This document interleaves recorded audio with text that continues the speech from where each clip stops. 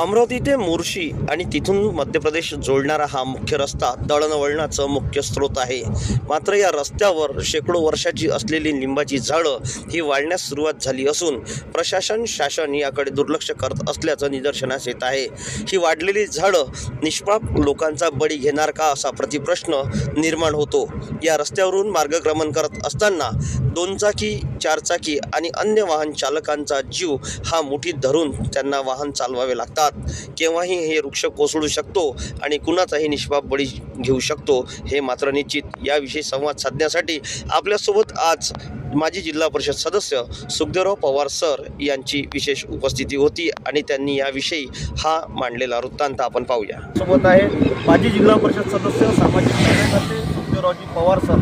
Sir काय सांगाल, हे आता हे नॅशनल हायवेच्या लागून जो रस्ता आहे, राष्ट्रीय महामार्ग ज्याला म्हणता येईल, तो मध्य प्रदेश आणि महाराष्ट्राला जोडणारा जो रस्ता आहे अमरावती मोर्शी रोड, या रस्त्यावर आपण उभा आहोत आणि झाडाची जर दुर्दशा पाहिली हे झाड तेव्हाही रस्त्यावर कोसळू शकतं आणि यामुळे प्रवाशांची जे निष्पाप लोक आहेत, निष्पाप प्रवास करणारे लोक आहेत, यांचा बळी जाऊ शकते. या संदर्भात काय सांगाल?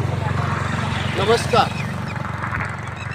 हा जो महामार्ग आहे, आता आपण पाहत आहे की एका मिनिटात भरपूर गाड्या इथून जात आहे. आता गाडीत कसं असतं, म्हातारी माणसं असू शकतात, लहान मुलं असू शकतात, पेशंट असू शकतात आणि काही गोष्टी अशा घडत असतात की या झाडाचं पडणं आणि गाडीचं येणं हे जर एकसारखं झालं म्हणजे याला चाटी कराशील आणि गार पडाशील असा योगायोग जर घडून आला तर निष्पाप जीव या ठिकाणी जाऊ शकतात. यासाठी आपल्याला उपाययोजना ही करावी लागेल. हा भाग सार्वजनिक बांधकाम विभागाकडे जातो.